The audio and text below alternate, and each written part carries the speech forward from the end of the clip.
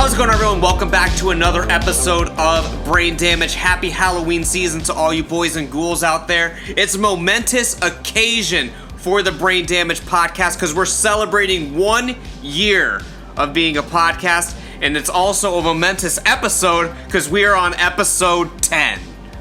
Wow, we made it. We made it. Double fucking digits. I survived somehow. I haven't been 1 year, 10 episodes. I'm Dynamite Jared. Midnight Miles. What's going on, guys? How you feeling? We're getting into the autumnal delights here. We got our Jack O's. We do have some non-alcoholic beer for Jared. We'll see if we can get him to get a sip of that tonight. Well, is it one of those ones that has like a small amount of alcohol in it? Almost every single one besides like Bud 0.0 or Heineken 0.0. Right. But like it's not even a, I think they're like 0.02, like it's like 0.002 or something, or I don't know. It's like so little. It's like there's more alcohol in like sauces that people make than there is that, you know, or whatever. Right. Well, the alcohol gets cooked out of like most sauces, right? Sometimes. I mean, that's the copium that I Like if you're that I making have. like spaghetti sauce and you're putting wine in it or whatever, like yeah, you're burning the alcohol out. I would assume the same if you're doing like a beer battered shrimp scenario. Like the alcohol's gone, you're just getting that flavoring. Yeah. So, yeah.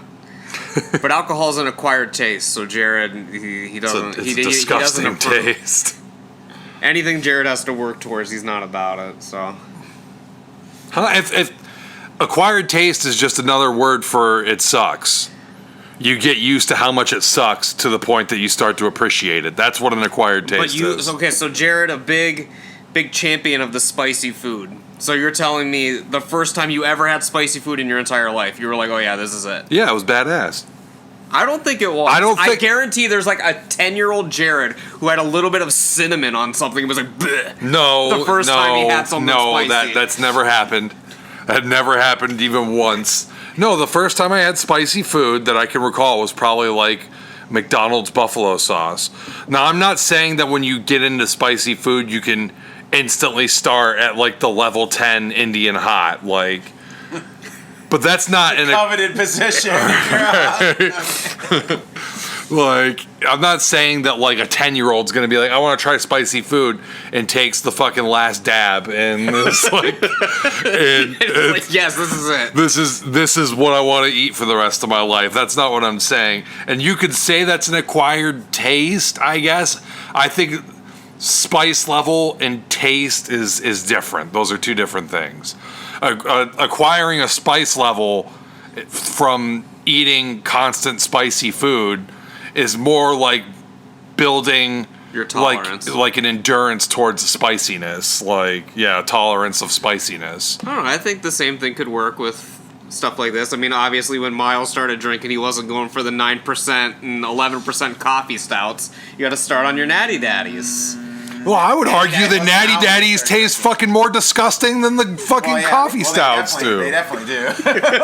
I don't think that the percentage of alcohol in like a beer, for example, is really like what's affecting the taste, because like some of the lightest like beers taste the worst.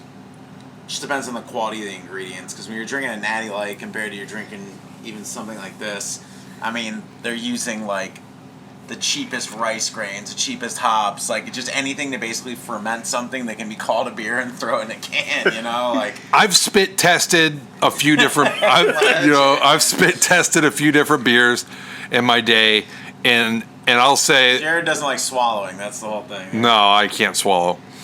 No, I'm straight edge. I'm straight edge, but he'll spit. I'll do a little like get a little in my mouth and then spit it out. Yeah, he'll get it in his mouth, basically. So I can taste it. So I can taste it and see what the fuck's going on. And if you're a straight edge elitist and you think that makes me not edge, I really don't give a fuck. I don't care. The classic meme: straight edge person, complete shitbag in every other way. Yeah, I really don't care what other straight edge people think about of me or my practice. Like, yeah. So like, I don't drink. I've taste tested a couple things. I've never swallowed. Well, when I was 3, I swallowed alcohol because I thought this fucking bottle of vodka was water. That's why he doesn't like alcohol. that. We're fine. No, I mean, if you want to air my dirty laundry, the reason why I don't like alcohol is because my family is all alcoholics. I know, I understand. Yeah, no, I just meant if anyone had When I was like 8 years old and saw everybody drunk and my family disintegrating, I was like, wow, this looks like shit. I'm not going to do this. Yeah. So, but no, and I'll say that I've done the spit test on like a Natty Light. Austin's going a little wild, but it's fine. A Natty Light, maybe like a couple of other basic beers, and then I've done a couple of like your weird like chocolate stouts or whatever. I remember one time we were at Dan Lacey's house with Shane, and either you or Shane was drinking like some triple chocolate German stout, fucking crazy thing. It tasted like fucking piss. I was like, what the hell is this? It literally tasted like I put mud in my mouth. Like it was so bad.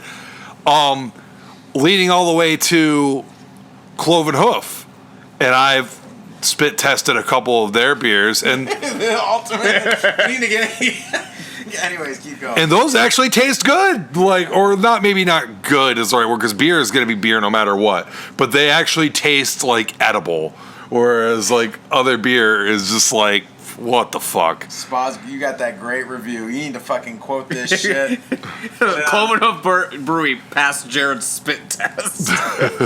Even straight edge people think I know what I'm doing. Well, isn't that what you're supposed to do at wine tastings? You're supposed to like take so you don't get trash. Take like a sip, do a little swish around, and then spit it out. That's for like, what's the fucking? Sorry though, not fucking getting goddamn hammered to the point where my taste buds don't even work anymore to taste test these fucking beers. Sorry. But anyways, yeah, like, and I'll say that I've done even more than taste test on coffee. I've had coffee. I've drank coffee. I've done the thing where I was 10 years old and I was like, oh yeah, coffee's good because I want to be an adult, you know what I mean? So I drink coffee at the fucking AA meetings that I'm going to with my alcoholic parents. And and you know, like, but then eventually by the time you get to like 12 years old and then I drank some coffee, I was like, you know, this tastes like shit. And it's always tasted like shit. And I've pretended that it's good for 2 years to make myself feel like I was more mature. And so I got out of that early on. At coffee's very best, and I stated this numerous times on the podcast. It's like chocolate milk. It's like bad chocolate milk. At its very fucking best. With all the fucking sugar and all the cream that you could possibly put in it. And trust me, you fucking need to. I don't give a damn about Miles drinking his goddamn black coffee over there. That tastes like goddamn dirt water, straight up. I think someday you'll find a coffee you like. It's also the yeah, same it's thing. called. Like you're literally drinking the AA meeting like burnt the worst coffee amount. No, I've had the Starbucks coffee. I've had Harbor Perk coffee. I've had the coffees that everybody's like, man, this is the high level shit. No, honestly, it seems like the more fucking like fancy and like expensive the coffee is, the worse it fucking tastes. I'll bury spas now. Fucking goddamn, like Cloven Hoof, the premium, some of the best beer that you could drink. Harbor Perk coffee, god damn it! I got a cappuccino from there, and I was like, this is disgusting. I can't do it. So, but the smoothies at Harbor Perk, those are good. Those are good. And if you are a coffee drinker for some godforsaken reason, then you'll probably like the coffee at Harbor Perk. Somehow the podcast has turned into rating businesses on Bridge Street via Jared's taste buds. So, if you're still listening, we've started October. Cocktober. Watch your mouth. Well, what cock are we talking about today, then? Well, that's at the end. Of the you got to string them along. They're along for the ride. Do you think Frieza has a retractable penis? I would assume. Okay. Probably, definitely. All right. I mean, we know he has a father, so... They can procreate. Asexually, I think Toriyama said. Oh, my God. God, then maybe he doesn't have a time. Yeah, but Frieza's like, okay, Frieza's first 3 forms, he created himself to control his power. And so if he created those forms himself, one can only assume that he could just create a form that has a massive cock. Well, Toriyama, I know you're listening. You better get back to us and let us know what you think. Yeah. But we'll talk more about that sort of thing towards the tail end. But what's our meat and potatoes, as Miles like to refer to it? What are we discussing on today's episode? Well, I think we're gonna do something that you and I have done, buddy, on other podcasts. We like to talk about underrated flicks. You know, we used to talk about maybe like a couple of podcasts or something. But I think Go ahead and plug the podcast.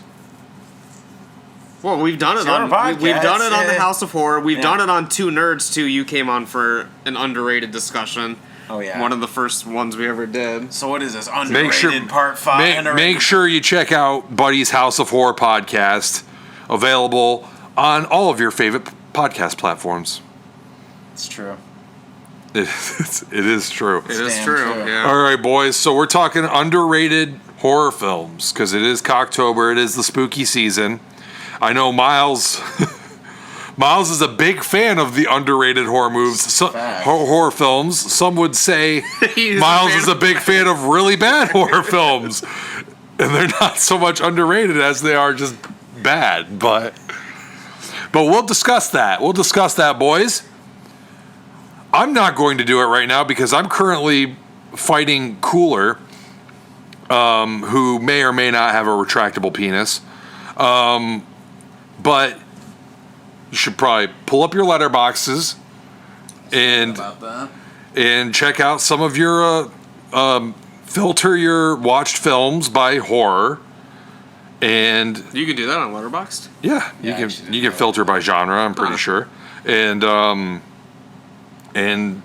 think of some examples of films that you gave 5 stars. You don't have to give it 5 stars, obviously, but films that you've given a high rating to that most other people don't think too fondly of.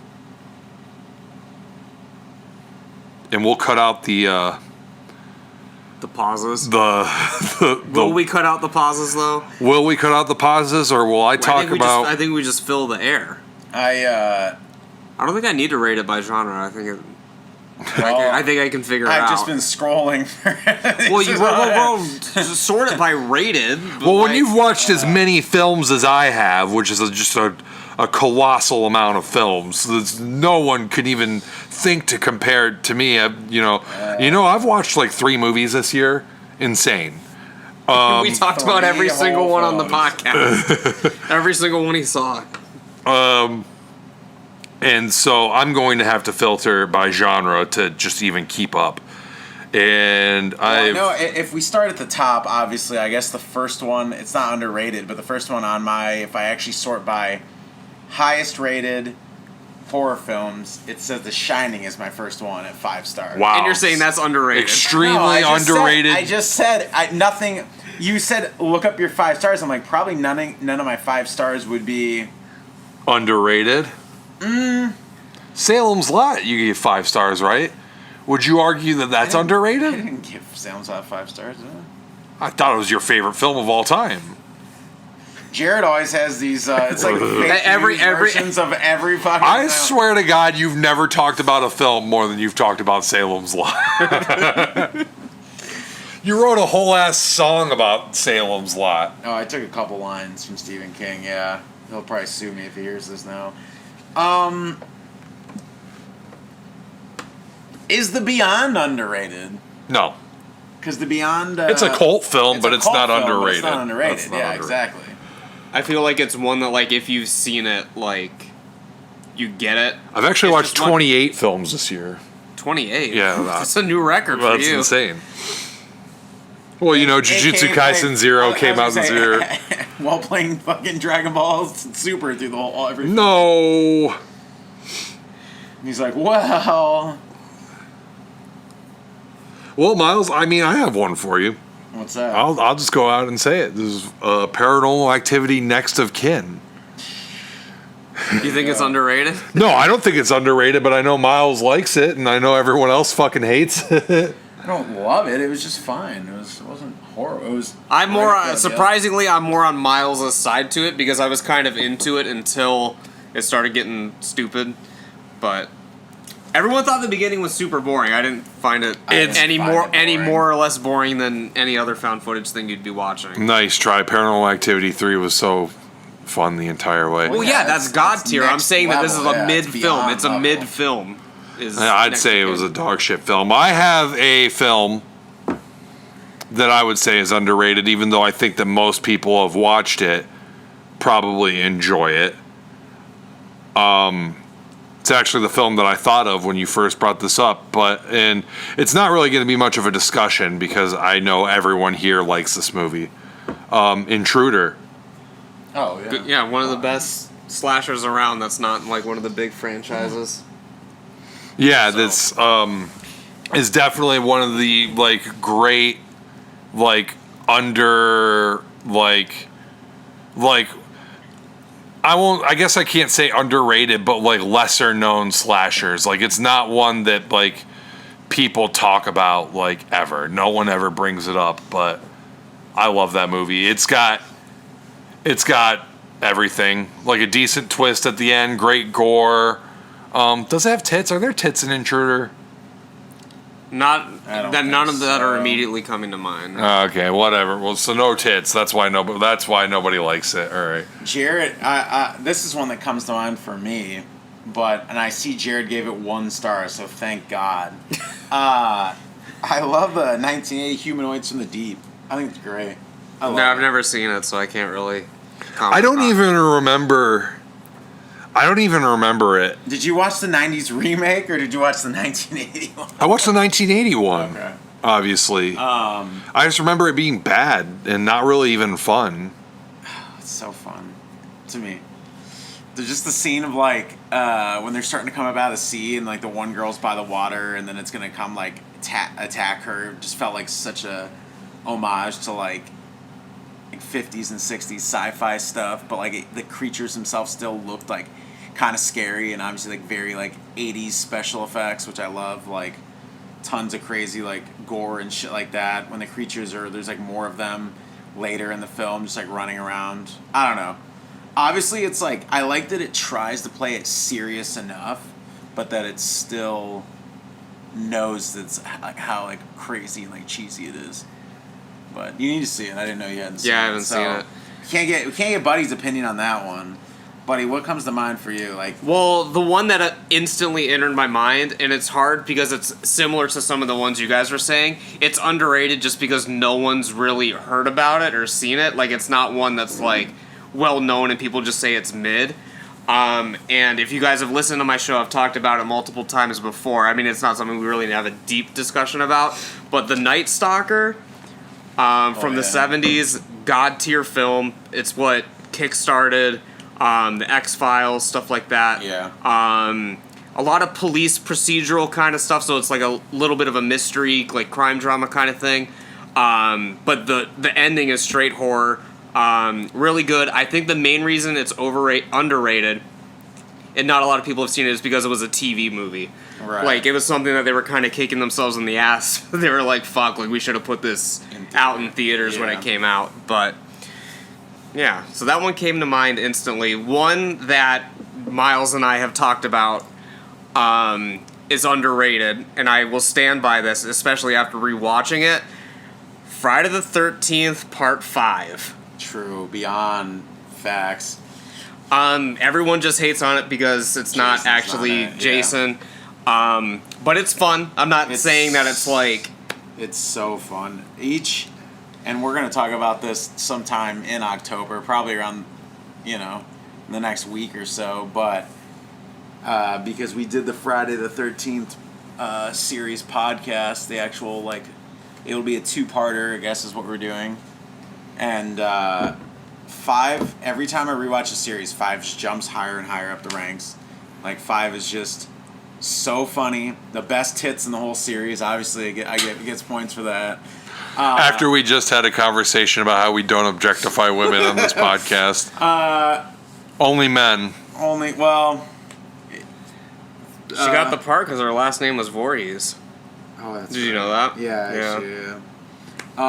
I love the little boy that, like, is, like, living at that, like, troubled, like, house, like, for, like, troubled kids and shit. Right. The kills are good, too. The weird hillbilly mom and the fucking son that she always makes some fresh stew every day. And she's just gonna, like, in front of the cops, she's like, I'm gonna kill every one of these kids that come onto my property. Like, I don't know. It's just insane. That was a good pick. I feel like that's a good Jared, pick. any thoughts? What Friday the 13th I don't have any strong feelings towards Part 5 one way or another. It's mid to me. Like, it's whatever. Like, as far as Friday the 13th is concerned, for me, the ones that are, like, God tier are the ones that everyone thinks are God tier, which is 2 through 4.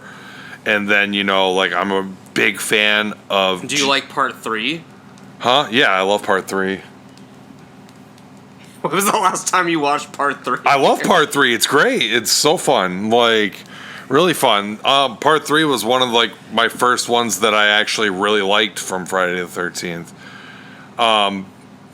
Especially as, like, a teenager, because, like, there's a couple of them that as a teenager I'm kind of put off for, like, one reason or another. Like, Part 2 is amazing, but, like, as a teenager, kind of put off to it because it's not the hockey mask Jason and stuff like that. And, like, whatever.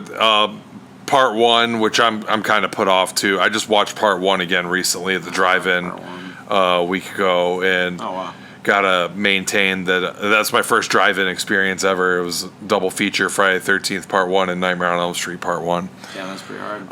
Where was that at? Warren. Oh, okay.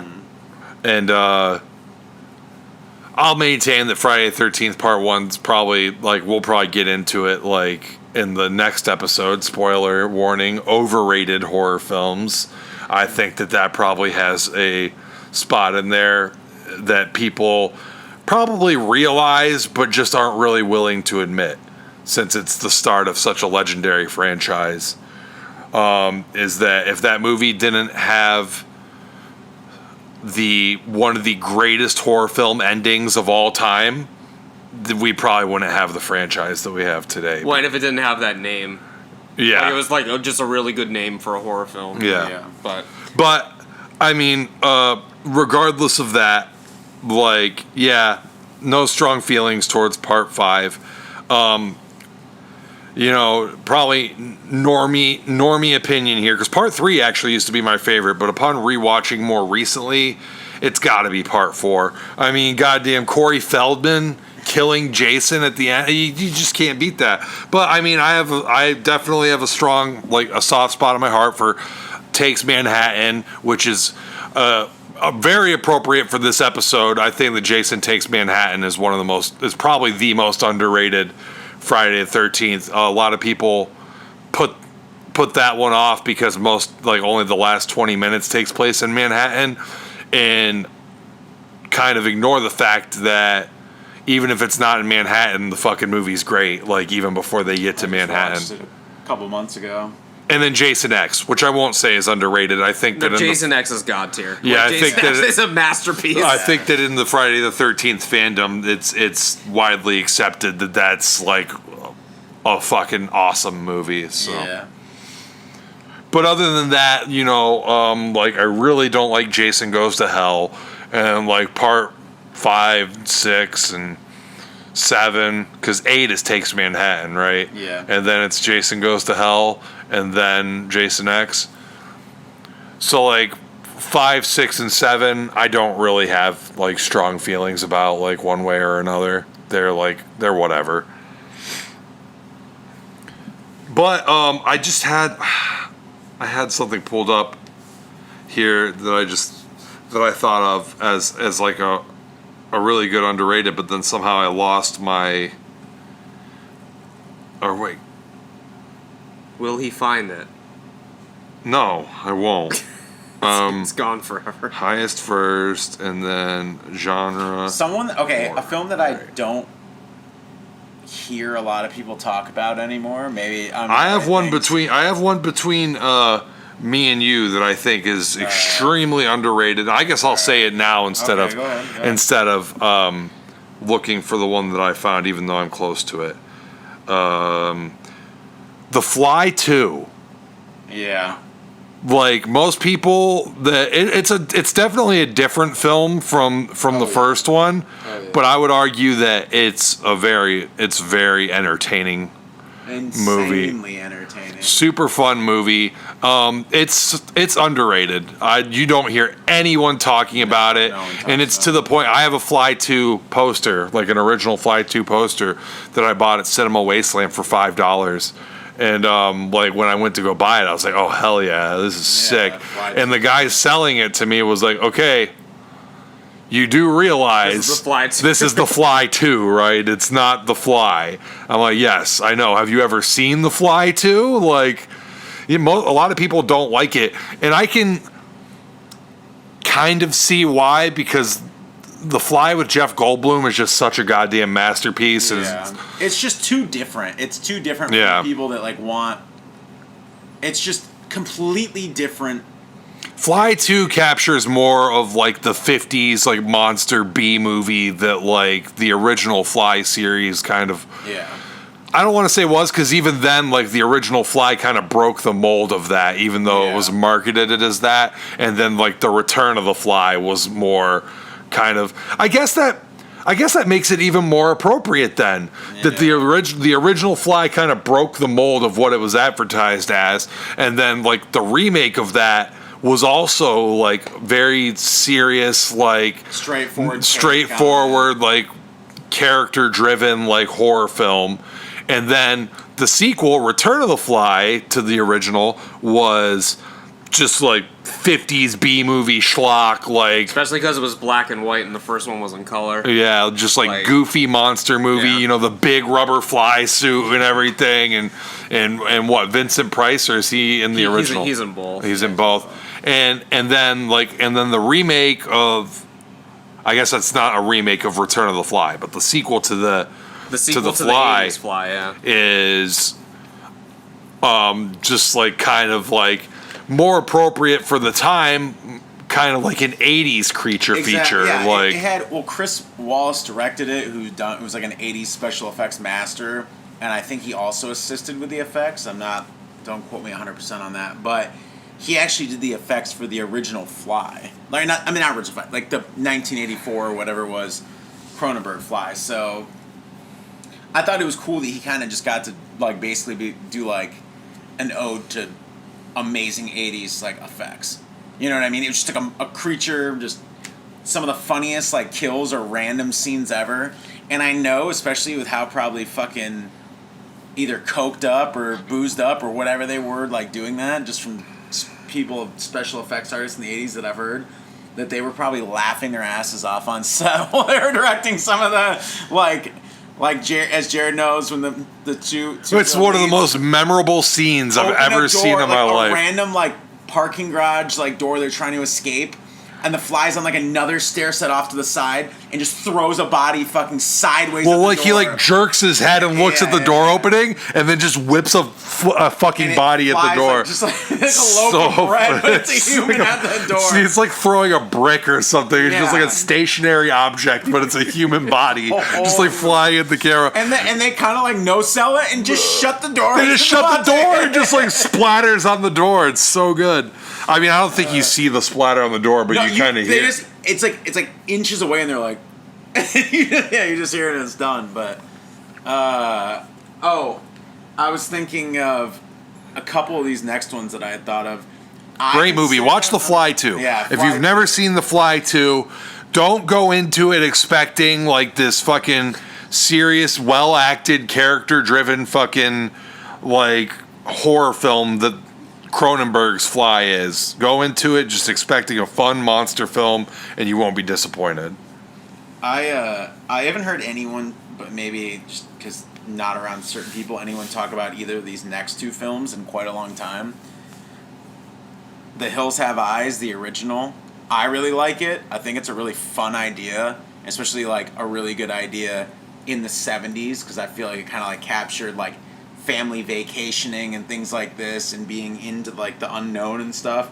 But I always thought The Hills Have Eyes in general, like the premise of the film, whether it's the originals or the remakes, like I just thought it was a really interesting and like terrifying thing of being stranded in the desert with fucking like cannibals that know all the surrounding landscape. Is that underrated though?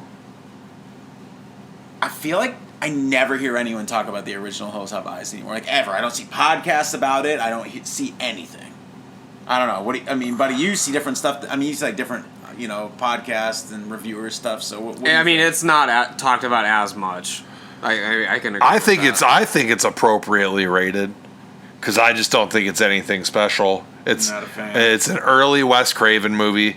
You know what I mean? Not as shot. Gave it 3? You gave it 3? Yeah, like I said, it's not special. It's just like it's a middling movie. Like a 3 is like a 2.5 is like where is my cutoff where I was like, okay, like whatever. I borderline don't like this, but it was good enough to like Gives it a 3. Borderline fucking hated this. No, I'm saying 2.5 is borderline don't like this. Yeah, and then 3 is like, sometimes I can agree with 3 that. is like, I pretty solid like this, but at the same time, like, I'm not crazy about it, and like, I gave it a 3.5, but for me, 3.5 is something if I really enjoyed it, but I know it's like not a masterpiece. Like it's not anywhere near a masterpiece, but I had a really good time with it and enjoyed the story. If it's actually that good, then I usually give it like a 3.5. Sometimes it depends on like how invested. Like if I'm not in that invested, but I still kind of enjoy it, I give it like a 3, which is pretty much what you were saying in a different way, though. Like I said, is it's an early Wes Craven, not as shocking as Last House on the Left, Right. or anything like that. So it's just like is whatever, and I don't like Last House on the Left either. So See, I really like it, buddy. You haven't seen that, right? That's what we're gonna do. Last House on the Left, never seen it. That's what we're gonna Yeah. do. We talked about that this October. oh wow, I'm Blu-ray and excited for you. This It's good, One of man. Jared's favorites. this movie that literally nobody actually likes. They just fucking are like, yeah, I'm the only it's one that- well made. That enjoys it, I guess. I've watched every review. Like I've read a ton of reviews going into this movie, and all the reviews were like high stars. You know what I mean? Like, damn, this is definitely an effective film. Can I say that I liked this movie? No, because it's a depressing, fucking like hard to watch, like kind of gritty, fucked up, revolting, Yeah. fucked up movie. Yeah. But at the same Which time, is why I've avoided it. at the same time, though, I also watched it during a period where, first off, I mean, it's no secret, I don't like 70s horror films, even though my favorite horror film of all time is a 70s horror film. But in general, 70s horror films just don't hit the right way for me. But so I just don't really like it. But I also watched it during a time where I was like searching for shock. I was like, I want this fucking I want to feel fucked up, after watching. I want this emotional impact. So I'm over here watching shit like goddamn August Underground Mortem and stuff like that. And then when you go from that to watch goddamn Last House on the Left, it's kind of like, Yeah, you kind of started a little too high there. yeah, I went too hard. I'm watching goddamn what's the one? I can't even remember. Never mind. Baghead, or what was the one that? Oh, Sackhead. No, it's freaking What was the one the other one? Wasn't it Fred Vogel? Maskhead. Yeah. Yeah, Maskhead. Jesus Baghead. Christ, there's so many. Freaking Baghead. Cody Rhodes. Freaking dashing Cody Rhodes. Who's the guy? Who's the guy in damn AEW now? Kip Sabian, Baghead. There we go, underrated. Yeah, underrated horror film. Kip Sabian. Hey, he looks like a horror film character now. This new get up. Hey, he looks like something, all right. Definitely something. Hey, it looks like he hit the weights at least. He looks a little bit bigger, so I mean, I'll give it to him. You had another one. I did, but this is another one that I think maybe just not with the right people, but I don't see any podcasts anymore about it, hear anything about this. I feel like no one talks about how, fun and good the original Pumpkinhead is anymore. But again, I think that's another one that everyone who's seen it likes it. Actually, but I agree. When I saw it, I didn't like it. You didn't like Pumpkinhead? I thought it was a little too slow. Do you like I feel like the sequel, Blood Wings, would be. I didn't like that either. I don't know. I guess I just don't like Pumpkinhead. I mean, it could be something that I need to rewatch, like The Thing. Like, the first time I saw The Thing, I wasn't crazy about it. And then after rewatching it, I was like, oh shit, this is great. Yeah. So, like...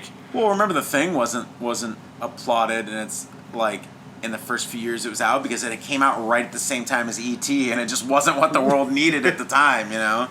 But then it became, like, one of the most critically acclaimed, legit, like, if you look on most review things, like, you know, especially of that time period. One that I would say that I feel is underrated, mainly because it has other films in the franchise that are talked about so much more. I think all three of them are masterpieces. But Day of the Dead, no one fucking 100%, talks about. 100%. I think Day of the Dead shits on Dawn, honestly. I'm not. Shits on it? I think it shits on it. Real shit. Maybe it's just that 70s shit, like, coming out, and, like, Day of the Dead, 80s, Dawn of the Dead, 70s. I'm like, all right, I'm going to the 80s on this one. No, I think Day of the Dead is, like, way better than the original Dawn. And, like, well, the original's Night of the Living Dead, but that's okay. Well, no, I'm saying the original Dawn, not the Dawn remake. Well, who was talking about the Dawn I like remake? the Dawn of the Dead remake. Like, I like it too. I like every. Yeah, I mean, I like the Dawn of the Dead remake, and I'm not a big fan of the Dawn of the Dead original. I know it's blasphemous to say that, but, like, I've always been this way. Maybe it's something that I need to rewatch again, but, like, at the time of first watching, I was, like, obsessed with Night of the Living Dead the first time I saw it, and then I watched Dawn of the Dead, and I was like, I don't know, I'm not really a big fan. And then I watched Day of the Dead, and the first time I saw that, and all these are kind of reasonably close to each other, and when I saw Day of the Dead, I was like, fuck, this is awesome. Day of the Dead rules. That movie was great. But I think we can all agree that Day of the Dead's underrated and fucking, like, really good. I think that like, I feel like pretty much all horror fans have seen Night and Dawn. I don't know how many have really gone back and watched Day. Like, the hardcore ones have, but, like, your casual, like, people might not even know it exists. I don't know, man. That's hot. I don't know. I mean, I feel like I guess it kind of hardcore horror fans know what it is. I just said besides the hardcore fans, like, your casual. But here's the thing. I feel like a lot of hardcore fans, and this is where I'm getting, like, this is truly underrated, because I feel like a lot of hardcore horror fans have seen it, know what it is, but still sleep on it, because it's widely considered to be the weakest of the original Dead trilogy. Jesus Christ, bro. And I don't agree with that at all. I don't know if I could put it above Night, but I mean, most people put Dawn over Night, which I definitely don't, because Dawn's definitely my third. But Day. Dawn and Night are in my top 10 films of all time. But I just enjoy those more, but I understand why people enjoy Day more. I think Day's an absolute freaking. I think all three of them are absolute Most people masterpieces. don't enjoy Day more. That's the problem. But I think Day's an absolute master. I think. I mean, people talk about the trilogy, and to me, like a trilogy when I think about it is, you know, Night, Dawn, and Day. Like, I can't. It's so hard for me. Even liking Dawn, for me personally, the most. Even though Night is like. They can't see his hands, but his hands are very close We're together. basically almost touching, and Day's probably just below that. Like, it's so close that it's like, fuck I just love all. So where would you rank Day if Night and Dawn are in your top 10? He said third, right? Day is his third. Well, like his top 10 films ever. It's in my top 20. I don't know if I've. It's. Oh. It might even be. Hold on, I'll pull it up. Then I get off this filter thing. But I know it's all three. By the way, Night's in my top 20 somewhere, I'm pretty sure. All three of those are in my top 20 films of all time. So, I mean, it's not like... that's what I should probably be looking at, is my damn... oh, wait. Like, my top 100 films of all time list. Probably should, but a lot of them aren't. A lot of mine, believe it or not, a lot of mine aren't horror. Did I ever finish this? I don't think you ever finished. I've made it to 50. I know I never finished mine. I never even came close. I did. I finished it. I just need to like move shit around. So like, there's something. I mean, all right. So I'll go ahead and say one that Miles probably really enjoys, and I'm not sure if Buddy's seen it.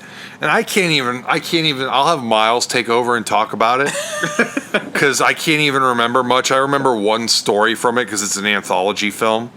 But one that nobody ever talks about is Body Bags. Body Bags is so good, but it's been so long since I've watched it that even I don't even know if I could like talk about it and talk about why it's so good about it. Yeah, the only story that I remember is the one with the hair, where the guy just keeps growing hair or whatever. And it's has Carpenter famously like dressed up and playing like a whole role in it himself. Yeah, like he's the what do you call it? Like the host of the. Yeah, but he's part of the. There's a name for it where the segments between the stories in an anthology film. Like the wraparound. The wraparound. He is in the wraparound. He's like the corpse that's in the body bag or whatever, and he's like the mortician, I think. Like, it's just cool to see him actually like getting really involved in it, which is like maybe a minute thing because like we said we can't. Like it's been probably at least, I'd say probably 10 years since I've seen it. I've only seen the film probably 3 times, I'd say. Night of the Living Dead's in my top 10, by the way. It's number 10 in my top 10 films of all time. Not horror films, top 10 films of all time. Yeah. Body Bags is... Day of the Dead's like 49, I think. Okay. Body Bags is one that now that you've talked about this October, I do kind of want to go back and rewatch that. It's really fun. Yeah, it's really, really fun. I don't know. I really like Creepshow 2 if we want to stay. Yeah, I was just about to bring up Creepshow 2. I think Creepshow 2 is better than the first Creepshow. Everyone talks about On the Raft, man. That's the classic fucking I probably story, honestly dude. like both of those like pretty much equal because I think they both like are My great. favorite from Creepshow 2 isn't even the raft, it's the fucking hitchhiker. That's a good one too, yeah. That's good. I think with the original Creepshow, it kind of suffers because it's doing 5, and I think that not all of the 5 are that great. Right. But like the problem with like the second one, there's only 3. Honestly, the ones that everyone likes in the original are the ones that I don't like. Like the Happy Birthday one, I wasn't really that crazy about, and the Stephen King one with the asteroid, I didn't really give a shit about either. Fun. That's fun. I mean, it might be more funny now if I go back and look at it today, but I mean, I think my favorite from the original one is the box. Yeah, it's the crate, bro. The crate, whatever. Whatever it's called, yeah. That's Fluffy. I think Your boy. Isn't it called Fluffy? We used to have a replica of Fluffy in the school because I did go to Tom Savini's school for people that didn't know that. That's why I'd have a giant replica of Fluffy. That's why we have him on the podcast, ladies and gentlemen.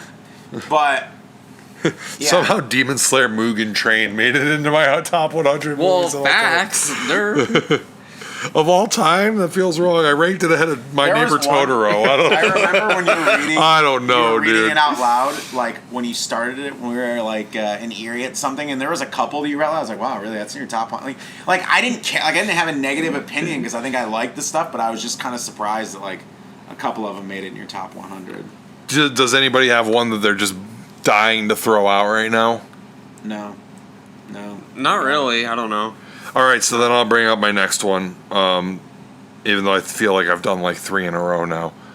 I don't know if you guys have even seen this. I'm assuming Miles has. I don't know if you have, but one that I feel like no one ever talks about, and you know, maybe for good reason, since the original is like an absolute like masterpiece. But Bride of Reanimator, I feel like is really underrated, and I think it's a movie where like even though Reanimator is amazing, I feel like Jeffrey Combs like really hits his stride playing I can't even remember the doctor character's name. And Herbert West. Herbert West. I think he really hits his stride playing Herbert West in Bride of Reanimator, like really starts to like really come out as like this just like absolute like mad scientist that's like will accomplish his goals like no matter what. I know he does that in the first movie, but like he might go a little bit more over the top in the second one, and that really comes to me. No, I remember really loving Bride of Reanimator when I saw it. It's probably been like, Jesus Christ, 12 years at this point. I think it was like 2010 when I watched it. But I remember it like just was shy of making my top 10 like horror sequels of all time. It was one of my honorable mentions. Yeah, it's really But I fucking haven't good. gone back and rewatched it since, but I remember really liking it when I did see it. Yeah, I think I got 4 stars on it, which is strong. So, I mean, but speaking of sequels, let's go ahead and throw it out there. Basket Case 2. Wow, That's what I need to rewatch because the Even environment. the original Basket Case. Come on, I feel like that. The environment. That's not underrated. That's a cult classic It's now. a cult classic. Yeah. Basket Case. Some people don't even know the Basket Case has sequels, I bet. Like, yeah. But when I watched Basket Case 2, it was who's not watched in the Basket? Let me ask you this, Miles, because I understand the Basket Case is not well known to like casual horror fans, but that's just kind of the nature of the beast. It has nothing to do with like people watching it and not wanting to spread the word, because everyone that's seen Basket Case It's like, you gotta watch instantly it. like you have to watch this fucking movie. So like everybody that's seen it loves it, and everybody that's seen it is like spreading the word. But you know, Basket Case 2, I swear to God, like only me and Ricky are like the only ones that like fucking champion this movie. I like it a lot. I've only seen it twice, and I still have never seen Basket Case 3 because I still need to see that. I need to see It's not good. Basket I know, Basket for the Case sake of 3 is seeing where it that. finally jumps the shark. But Basket Case 3 has like one of the best scenes ever in it, where they're all in like the bar wearing Oh the yeah, masks. even I've seen that. So Yeah. good. Oh I don't Jesus. think maybe I have seen Basket Case 3 and I just don't remember watching it. Ricky told me to never watch it, so I didn't. So I think Life Force is underrated, but that just because it hits my sensibilities. I was actually listening to a podcast with your that your friends did. Is it Dark Side of the Dark Knight of the podcast. Dark Night of the podcast? If they hear this, I was listening to the Life Force episode actually semi recently because I was listening to podcasts while I was driving and I wanted something. I was like, all right. I love hearing anyone talk about Life Force, so I feel like Life Force to me is really underrated. It's just one of those crazy like genre mashups, and the fact that Tobe Hooper got so much fucking money to direct 3 films in a row after Poltergeist, so it was kind of like it seemed like he made whatever he wanted, and the lead Matilda May and all her scenes, if fans of the film know, are incredible. The energy, just these energy vampires walk around sucking people's energy out of them, and these, you know, shrilled up corpses and stuff that are very Return of the Living Dead-esque, but Dan O'Bannon worked on both, so you're going to get that a little bit. The crazy ending, I don't know, like just, I love Life Force. I feel like Life Force is underrated. I don't know. Can I ask you guys, do you think that Fright Night Part 2 would be considered underrated? I think so. That's a. I would even consider Fright Night itself underrated in some You think circles so? because everyone vampire films of the 80s, everyone's like, all right, Lost Boys, bet. Like Well, I feel Lost like Boys is great. I think I've said this on the podcast before, not to cut you off, but I think the 80s is the greatest decade for vampire movies. I don't know if that's like a hot take, but literally every vampire movie I've seen from the 80s, Life Force aside, traditional vampires. I was gonna say, I don't even with the teeth and the biting I don't and even the stakes consider, and like- everything. Well, they probably also have the advantage because probably the most vampire films were made in the 80s. Was it? I feel like in the there were a lot in the 70s. I feel like in the About it. 60s and 70s, like vampires were hot. Like, But like films out too of and ones stuff. that like I don't know. Well, I'm mainly thinking More of mainstream. Yeah, not your fucking like I'm mainly thinking exploitation of stuff and of like 3 things. Okay, Lost Boys, which is an absolute masterpiece. Fright Night, which is an absolute masterpiece, and then Near Dark, which is an absolute masterpiece. I was actually thinking of Near Dark when you said it. But those are the 3, and then I guess Fright Night Part 2, which I know I brought that one up. and I would say I don't I know have if a it would be an Fright Night Part 2 absolute shirt. masterpiece, but god damn, it's a good movie, It's and so nobody ever talks entertaining. about It's it. so good. I think I have 2 copies of that on VHS. I don't even know if it. I think it might have had a really rare Blu-ray release and like it's like sold out. But if Shout Factory, Scream Factory, whatever Arrow, someone like that, they need to do a fucking special edition Fright Night Part 2 because it's super good. So is Night of the Demons too. I just watched Night of the Demons a little while back with Marissa, and I think Night of the Demons is an absolute for what it is. For what Part it is, 2? it's a masterpiece. It's actually up on my thing right now. Oh, yeah. 4 stars. I think we watched that it together. Yeah. It's one of those ones where it's just like the perfect kind of sequel to what the other what the first one was. Kind of like how Basket Case 2, even though I know it is a lot different, but it's just. I don't remember much about what happens in Night of the Demons 2, but I just remember that feeling that I got when the movie was over. That's how I feel about a lot of these movies that nobody really talks about. And like I don't really remember much about the movie, but I remember the feeling that I had when a lot of them end, where I was like, "Holy fuck, that was good!" So good, yeah. I mean, even like just the special effects from the '80s in general. We've talked about it a lot in all this, but the special effects, the kooky stories, the original stories, the hilarious acting, sometimes the very hilarious kill scenes and stuff like that. They took themselves seriously to an extent, but they also knew how to have a good time. Not everything has to be like mean and graphic all the time. Is there any other 80s vampire movies that are like huge that I'm not thinking about? Love at First Bite. Like Coppola's Dracula was 1990 or was it 92? 92. Yeah, 92. Okay. Was the Hunger 80s or was that early 90s? Hunger is 80s. The Hunger is an absolute masterpiece. Susan Sarandon. It's got David Bowie in it, which was really cool. Oh, okay, yeah. I just got yeah. that on VHS like a couple months ago at a flea market. I have yet to watch it, but now that you guys have you seen it, buddy? Yeah, it's good. It's really good. So, yeah, it's really all right, good. I guess I'll watch it. I bought it because David Bowie was in it. You're in a lot. It's insane. It's so good. Love David Bowie. Yeah. Can we say at this point in time, with the what do they call them now? The requels Yeah. and stuff like that. Can we just say, like in general, the Thorn trilogy is underrated? Sure. Yeah. I would say it's underrated. Yeah. I'm not I mean, Halloween's my favorite horror franchise ever. So, yeah, I love the Thorn trilogy. Am I going to go hard to bat for it? No, because if someone doesn't like it, I kind of understand some of the elements that they don't like. But at the same time, I feel like a lot of people just really don't like it. I know that Dan and Joel threw some like unnecessary level hate towards Halloween 5. And I was like, huh? I was like, that movie's fun. I don't like 5. I think 5 is one of the worst ones. The only thing that we talked about when we did that Halloween podcast was, to me, and I've seen 5 probably.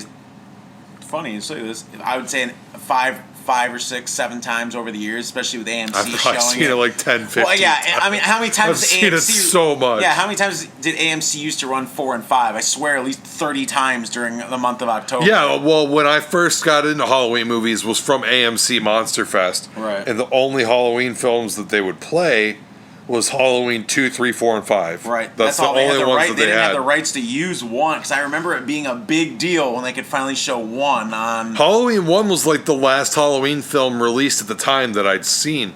Because Right. for whatever reason, now it's like the exact opposite. It's the easiest one to find. But for whatever reason, at that specific point in time, Yeah. that was like one of the harder movies for me to find on like physical media, Yeah. which was what I was watching all my stuff on at the time. Like I pirated a couple things, but I mean like, you know, I didn't. Like Blockbuster maybe had 1 copy, and if you went there and it was gone, you were shit out of luck. Well, this is but no one's this is no one's after written part Blockbuster. 5. This is after Blockbuster days, honestly. Part 5 though, like just like we talked about this a couple years ago, but I want to go back and rewatch the Halloween series soon, because now I've rewatched Friday, which I watched the most, Friday the 13th series. Me and Buddy did Nightmare on Elm Street. I rewatched all of that. I can't remember if I rewatched all of Texas Chainsaw. I think I still have to rewatch Leatherface. Like, Texas Chainsaw 3 Leatherface. But that's gonna be brutal. I'm sure you love it. Yeah, it's hard because I remember enjoying. I've only seen it twice. One time I made Dylan Neamy, shout out to him, watch it because he was going through a rough time. He said he wanted to watch something. I went into his DVD stack case, and he had a copy of Leatherface unopened, and I said, found what we're watching tonight. And I remember both of us really enjoying it. It brought his mood up, you know. One time when I ran into Dylan Neamy when he was in a down mood, and we went and saw Yes Man. That's funny. That's funny. I don't know if it improved his mood, but I ran into him in the mall one time when he was going through a breakup or something. It's usually what it is. Yeah. And he was really upset, and he was like, "Oh no, man, let's go fucking watch a movie or something." I was like, "All right." And we go to the theater, and it was like, "What's playing?" Yes Man, starring Jim Carrey. Okay, I guess we'll go see that. Yeah. Guess that's what we're doing. It's okay. It's an alright movie. I don't know if I would call it underrated. Do we have any more off the top of our heads? I'm kind of as I think about it, since I'm such a huge fan of 80s slasher, 80s slasher films, I realize that I'm a big fan of a lot more underrated movies than I initially realized going into this episode, because I'm kind of thinking about things like fucking Hell Night. Hell Night goes off. Extremely underrated movie. Nobody talks about it. Nobody ever thinks about this fucking movie, but you watch it and you're like, damn, this is really fucking good. I remember telling Dan, because he's like, yeah, I'm about to watch Hell Night. I saw you gave it a high score. This better be fucking good. And then he texted me. He's like, damn, it was good. Damn, Hell Night got hands. Have either of you seen The Initiation? Yeah, I've seen it. I watched it 2 years ago. Which Initiation? From the 80s. It's the 80s slasher film. Yeah. I was really surprised by it because based on the cover, I thought it was going to be a cult type movie. And when I watched it, I was like, oh, this is a slasher. And it takes place in a mall. And so I got something I really wasn't expecting. All right. It's a really fun movie. It's really good, and it has a nice twist at the end. And it's just underrated. Nobody really talks about it or even thinks about it. But I feel a lot of people that have seen it probably do like it because it's solid. Keeping it, I guess, on 80s slashers or stuff like that. Hold on, before you go. Oh, go ahead. What did me and you watch? Was that Death Spa or what? Yeah, it was Death Spa. We watched Death Spa before together. That shit was awesome. Insanely hard. Go ahead. We don't need to talk about Death Spa. But just watch it. Just you know what? I hope everyone's taking a notepad and jotting everything down, because you're gonna have a great October if you watch all this shit. Yeah, if you just fucking pay attention to this episode, and some of these are kind of unsung classics to us. You won't be disappointed. Write these down. Track these movies down. I'm sure a lot of them now are on Shudder and different streaming services, and it won't be as hard for you to track these movies down as it was for us when we first fucking went and got these fucking things. Tubi has a lot of horror, free horror now and stuff. Yeah. Tubi's got a ton of crazy shit. Some of these other free ones, I know, I think Pluto TV, people have been telling me, has a lot of crazy shit too. A lot of these free ones are just putting up if you can deal with the ads, then go for it. But Shudder's got a ton too. They're literally putting out 3-4 films a day. As we're getting closer, just insane shit. Just download some fucking apps. So I think download some apps. It's a lot easier than what Jared said. Us trying to spend 10 years trying to fucking see something. What about Chopping Mall? Do you guys like Chopping Mall? I'm not the biggest fan of Chopping Mall. Okay. I like it. But you Miles loves the robot, man. I love robots. He relates a lot to the robot. I love, I don't know. I just think it's a completely fun, completely wacky fucking film that I don't think could be made in the 70s and definitely wouldn't have been made in the 90s. Super fucking 80s. I had another one. The 80s slasher thing got me going off.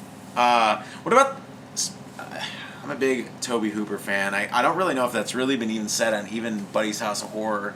Like I really haven't. You said, love Tobe Hooper. I know, but I don't think I've like said. Are you talking about Funhouse right now? Yeah, the Funhouse. I love the Funhouse. Is that so underrated? Much. It's just stuff that I don't hear people. It's something that I really want to rewatch because the first time I watched it, I remember not really enjoying it. I busted it out though. A couple weeks ago, Maisie was like, I want to watch an 80s horror film, and we ended up watching Hell Night, and she fell asleep, and I fell asleep too, but I don't care because I've already seen it. But I busted out Hell Night and Funhouse, and then Ghost House. I think I know what you're talking about. And maybe something else, but she picked Hell Night instead. I thought she'd pick Funhouse, and she's into like clowns and stuff. I know there's not really a clown in it, but like, you know. I don't know. I just think that. But like we've talked about it on other shows how it's kind of just like a generic title, so that's like why. Oh yeah, we did. Yeah, why it wasn't like. I don't know what I would have titled the film, but I watched it semi-recently, like within the past 6 months. I'd say every couple of years. I have like my go-to early 80s slashers I watch every like couple of years, like The Burning, My Bloody Valentine, The Funhouse.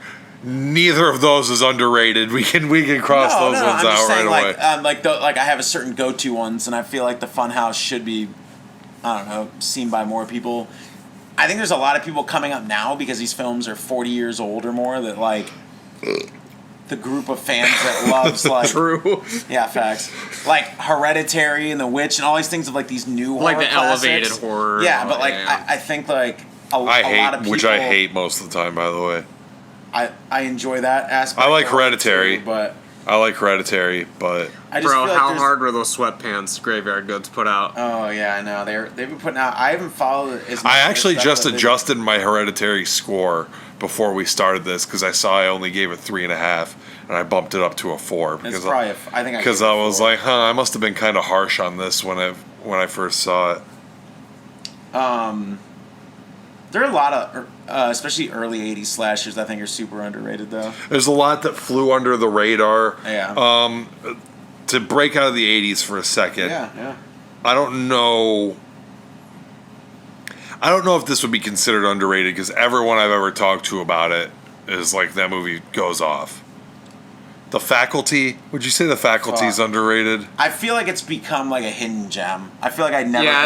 It's a cult classic. But I don't really hear anyone. Again, like when I'm thinking. I want to watch it right now. I'm thinking I have it on DVD somewhere. I mean, obviously not here, but. Maybe not underrated, but if you haven't seen The Faculty, god damn it, make sure you watch The Faculty. That's one of the best 90s horror movies. And also people like don't talk about like Alien stuff as much, you know, like compared to monster slashers, like you know Miles. what I mean. Crawl Space. Crawl Space is a masterpiece. Yeah. Well, I gave it 3.5. Well, okay. Sometimes I'm in certain moods. I watch something, I consider it a masterpiece for what the mood that I'm in or what I need that night or that day. So I'm just looking over at Jared's phone and just thinking of how much I need to see Haunted Ween. Oh my god. Movie goes crazy. Movie's good. The movie's good. What about any 90s underrated otherwise? Well, hold on. Well, that's not quite. The year I was born, Flesh Eater. Oh yeah. Nobody talks about that movie. No, Flesh Eaters. My one of my teachers did. How funny is it? Like, would they like? Well, don't they like drop a bomb on him or something? Yeah. And he still just like walks out of the ashes. That shit's hard. Then it's just like a whole field full of like burned corpses and shit. Like there's a couple of really good long shots on that. I'm seeing a couple of movies that I gave decent scores to that like I don't really remember much about, but I remember really enjoying. So I'll just give them a shout out right now before I turn it over to Buddy. As if I have something to say, but okay. Well, you were telling us to kind of like rattle off like the, any more that we have so we can kind of bring this thing to a close, right? It's true. Okay. Yeah. So some movies that I gave, these are all 3.5 and above. Just to give you guys listening maybe some recommendations, some underrated horror films that you probably have not seen. Check them out. I think they're pretty good. The Disturbance, Alien Predators, as Buddy said, Haunted Ween, The Carpenter, Don't Be Afraid of the Dark, Butterfly Kisses. That's actually a newer one, I'm pretty sure. Yeah, that's a found footage from 2018. What do you think about Extro? Extro? Probably underrated. That's usually only like a deep dive horror fans, like, you know. All right, yeah, check out Extro if you want to eat some like shrooms and watch like an alien movie. Let's see here.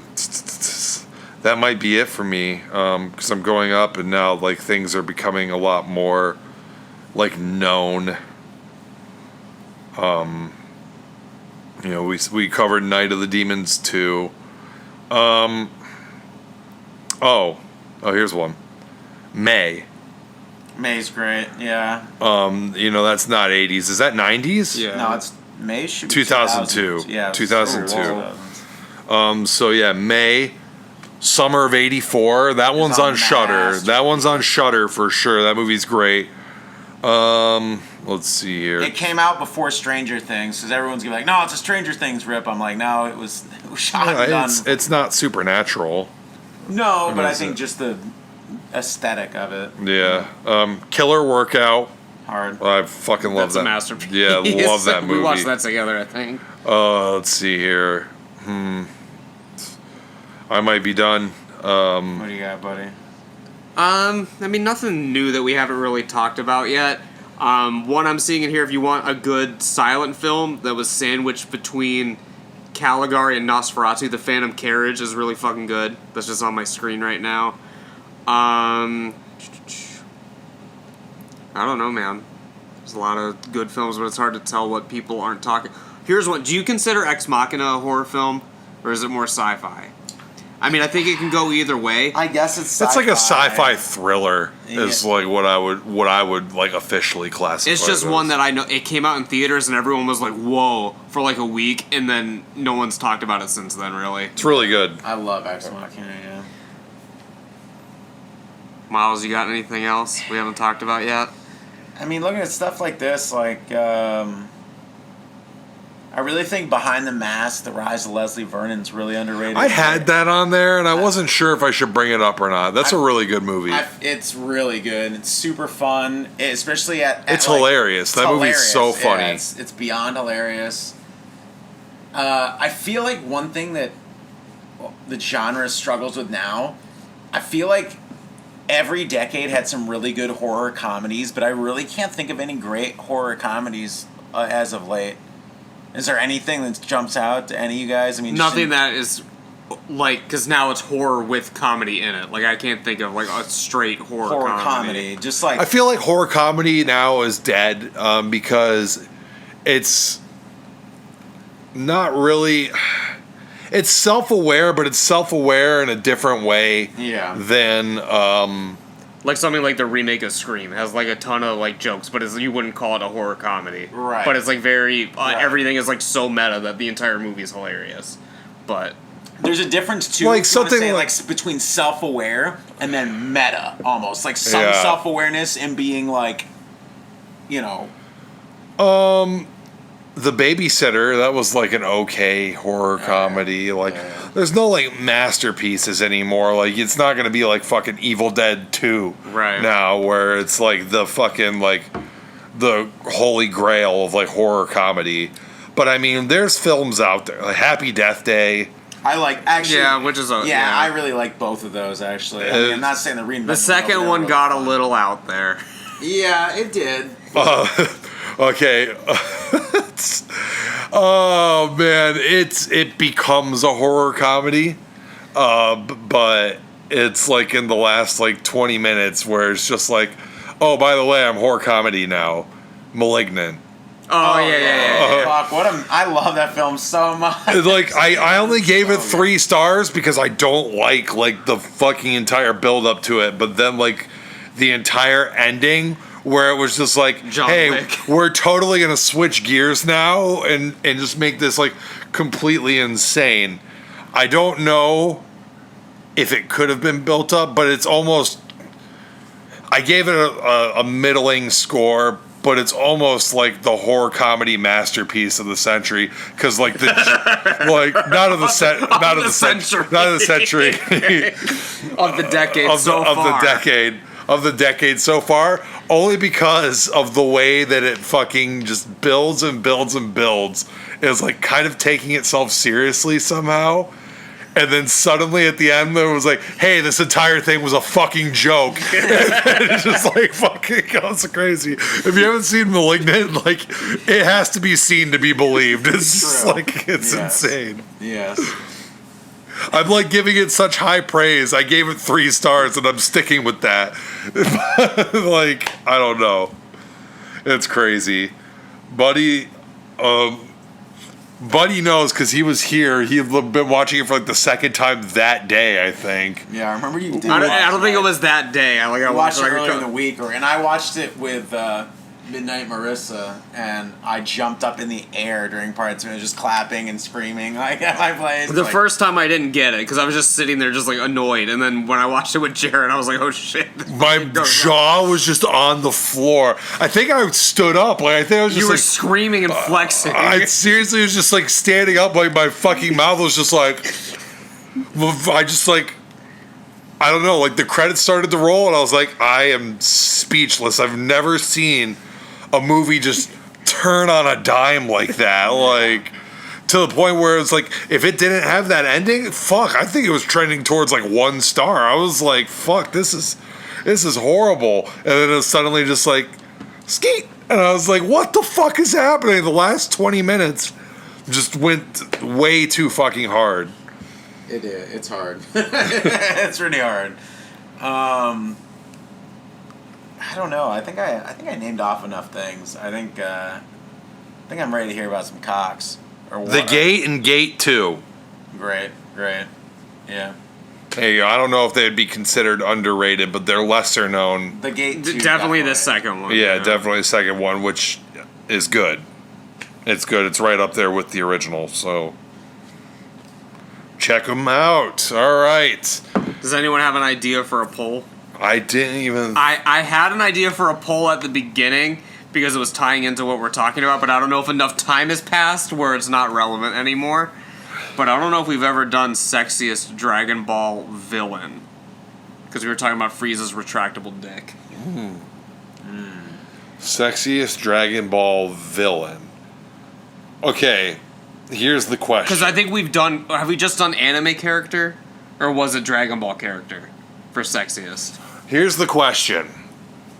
It's hard. Characters that are redeemed. That's what I was going to add. Will they count as villains? Yes. Then it comes down to 2. Like, we don't even need to talk about anyone else because it comes down to... Actually, it comes down to 3. I'll throw one in there at the end here just to make it kind of spicy. It comes down to Vegeta... But let's say this. They have to be sexy as the villain. So you can't bring in Vegeta pink shirt.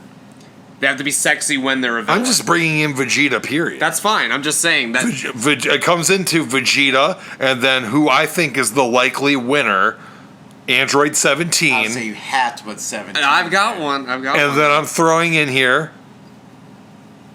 All right. I guess 4. I'm gonna throw the spicy one in at the end. Goku Black is definitely sexy. I mean, if Goku is an attractive man, then Goku Black is like the sexier goth version of Goku. And then Piccolo. You didn't even name the one I was going to say, so this will be a good discussion. Demon King, not Demon King Piccolo. I'm talking Junior in the World Tournament, in the World Tournament arc. Demon King Piccolo is a little too, like, his bone structure is a little too off-putting for me. No shout out to Broly?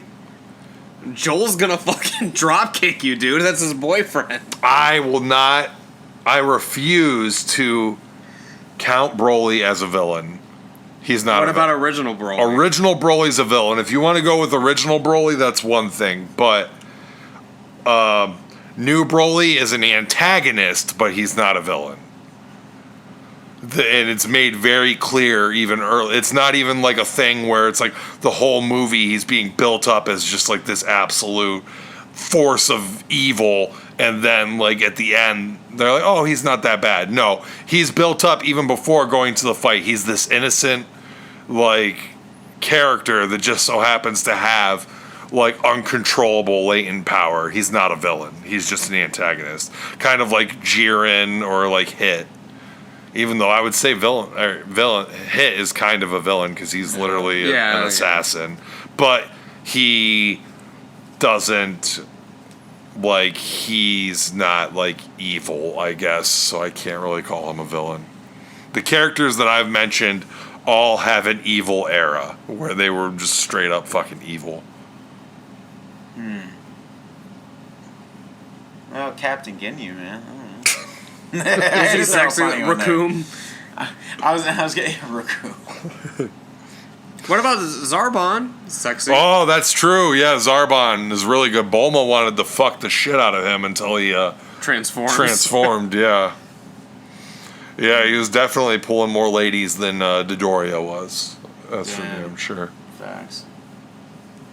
You don't think Super Boo's sexy? I almost was gonna say Super Boo, to be honest. Yeah, right. The thing about Super Boo, when we're talking about Cocktober, is that Super Boo could definitely form his cock into any shape or like size that he wanted to.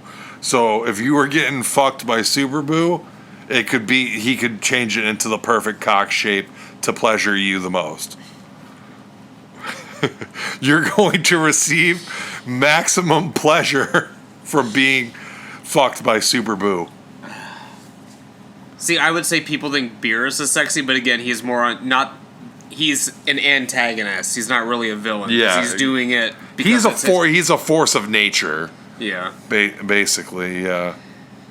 I mean, I think 17 would get a strong vote. Well, 17 would be a clear pick if depending on which order we're deciding who's picking. Can we bar 17 for this? Because like the first one that gets him, like the only competition then is gonna be like weird no eyebrowed fucking Super 17 from GT, or you can pull the fucking like Giga Chat move and be like, okay, you want to say Android 17, then I'll see you with Hellfighter 17 from fucking Dragon Ball GT.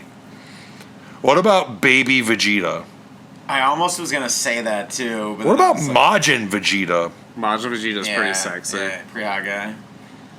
Yeah, would you put Majin Vegeta over original Vegeta? Because I think the way that I love my boy, but like the way that my boy was portrayed when he was first introduced, they used to draw my man's a lot shorter. They did. Short King Spring, bro. Yeah. Well, I guess it's Cocktober right now, but. All right. And Majin Vegeta's got that bulge, man. Like, oh yeah, he's got like. You want to see? Majin Vegeta's pack. Buddy, put this on the YouTube video. Majin Vegeta packing. I mean, that's not what I'm looking up. For the record, Majin Vegeta packing is not what I'm looking up on Google right now. This is Majin Vegeta art done as a collaboration with Dragon Ball Z Dokkan Battle for the Saiyan Day celebration when they released the new Majin Vegeta character, drawn by the artist that currently works on the Dragon Ball Super manga, Toyotaro. And as you can see, if you're watching on YouTube right now, there's some heavy machinery going on down there. Well, I'll pick the ultimate dark horse, and just for it's not a villain, but I mean, like Toyotaro really loves drawing Vegeta with just this massive, with just a massive bulge. That's Ultra Ego Vegeta, right there. Probably one of the only forms with no eyebrows that I actually think looks pretty cool. I was on the fence about it when I first saw it, but is that in the new manga? Yeah, it's his newest form. Spoiler tag. There we go. I'll pick one just for pure fun and for Jared's reaction, because I don't expect. I think everyone knows 17's gonna win. Perfect Cell is pretty sleek and sexy. Perfect Cell's a good pick. That's respectable. Yeah. Yeah. He's got that voice. Yeah, I'll say that right now. So I don't know if that's where you were going with that. No, but Perfect Cell, he's got like the nice, deep, rich voice. I feel like the man lovers of the world, the cock lovers, if you will, they really like that sort of thing. And his tail seems to be able to do some amazing things. Yeah, he definitely could fuck his tail, probably, depending on the right person. I'm going to go with Garlic Jr. Oh, my The ironic pick. Bold pick, Miles. Bold pick. Right. When I'm like, I don't know if I'm going to go with Saiyan Saga Vegeta because he's drawn a little too short. Miles is like, yeah, I'll just pick the midget. Do you want to back up your pick at all? No, you guys go, because I think... Well, I mean, I think there's something to be said about... We gotta break it down a little bit. I think there's something to be said about when Majin Vegeta... God, I got Majin Vegeta cock on my brain. When Garlic Jr. transforms, he definitely builds like some muscle definition. Yeah, he gets a little bigger. He's pretty jacked, a little bigger. Yeah. He gets to like 8 feet tall. With Garlic Jr. All right, let's be real then. If you sometimes want to go on a date with a short guy, you got him. If you want to go on a date with a jacked, tall, fucking transformed guy, you got him too. So best of both worlds. So nobody's brought up Frieza yet. I thought about bringing it up, obviously. And there's a reason for that, I think.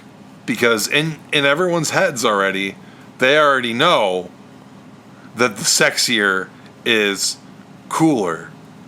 Damn. Cooler's pretty sexy. Cooler. Frieza no brother. Yeah. Do you think they're actually bringing him back? No, he's just been like the focus for the recent Dokkan celebration, the worldwide celebration. They've done a Dokkan Fest LR Final Form cooler, and then in the second part, they're doing a legendary Carnival LR metal cooler. Miles's brain cells are just dying over there.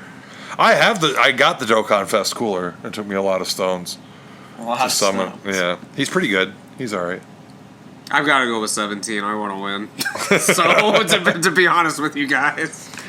Oh, God, 17 is such a good pick. Majin Vegeta, I mean, that's a good one. I don't know if it would win an actual tally, but in comparing them in pure sexiness, that is a close back. I feel like one thing with Majin Vegeta that will work against me is that, like, in the female demographic, Majin Vegeta is like one of the most vascular characters in all of Dragon Ball Z.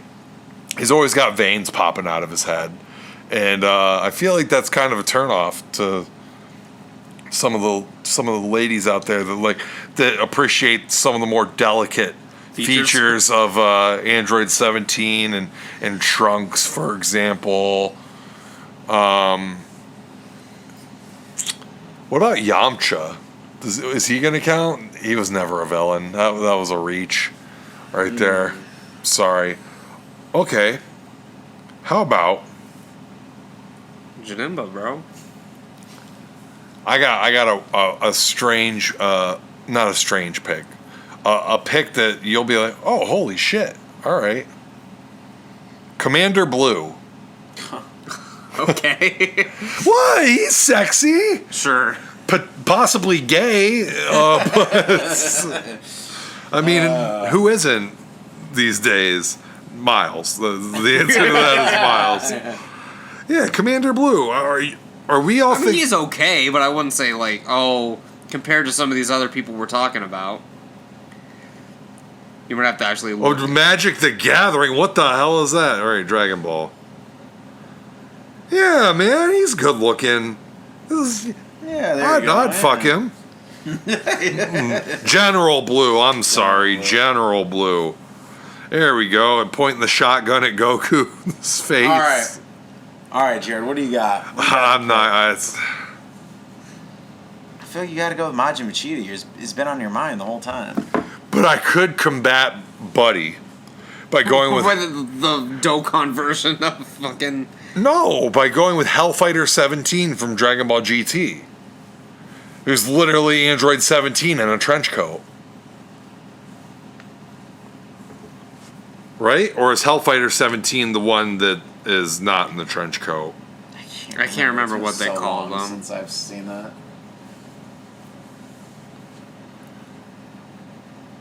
No, yeah, I guess Hellfighter 17 just wears the original Android 17 outfit, and that the original Android 17 in GT is wearing the trench coat. Or, like, I guess the 3/4 length, a pea coat, I guess, if you will. I don't know. It's not really a pea coat either, but... I guess I won't go with Hellfighter 17, since he's literally the exact spitting image of the Android 17 that you're picking. I guess I'll just have to go with Majin Vegeta. I have no choice. Is there anyone else that... It's a great choice. I mean, those veins. I think the veins are gonna... Listen, if you're listening to this podcast, just before you make your vote, I plead with you. Go on Google, look up Toyotaro Majin Vegeta, and just look at that bulge. And tell me that you're not going to be satisfied after a night out with the prince. Those are my closing arguments. I rest my case, Your Honor. That's about it for this time, you guys. This is Buddy the Bruiser. I'm signing out. Midnight Miles. I'll see you later. This is Dynamite Jared. Hopefully by the time this is up, make sure you check out the brain damage website that I'm going to be designing. Are you for real? That I'm going to try to design for my e-portfolio for college. So make sure you check that out. I don't have a URL, but if it does exist at the time of this recording, goes up. It'll go up. It'll be in the description, and you'll be able to Google it, hopefully, and just say "Brain Damage Podcast," and it'll come up to a website, and it's probably just going to be a web page with like our logo and maybe We like don't have a logo, but okay. we're gonna get one, and and then like images of each of us that if you hover the mouse over, maybe will like turn into like a bio, like a short bio of us, and then like links to, you know, like all the podcast Twitters platforms and shit that you can find us on the social medias and you know, like Apple Podcasts and Spotify and everything like that. So make sure you guys check that out, and make sure you follow us on Twitter at Brain Damage Podcast, right? Is that it? Or is it Brain Damage Podcast? I think it's just Brain Damage Cast. Brain Damage Cast. I think. So it's like the cast you put on your brain after you get brain damage. After you get done listening to me talk. And make sure you follow us on Instagram, which is... We don't have... It's the 2 Nerds 316. I don't know how to get 316. back into it, so we're going to have to make a new Instagram. Okay. Someday. Do I still have access to it? I still have it on my phone, but like, I don't know how to... I wouldn't know what the password is. The only other thing that I have access to is this page that I made for What Vegeta Are You during the trend of like the What Blank Are You on Instagram, like the What Seinfeld screenshot are you or whatever, you know? But I never posted anything on this, so I should delete that. Anyways. Dynamite Jared. Hope you guys enjoyed this episode. We'll be back next week with most overrated horror films. Make sure you guys tune in and check that out. I'll see you guys then.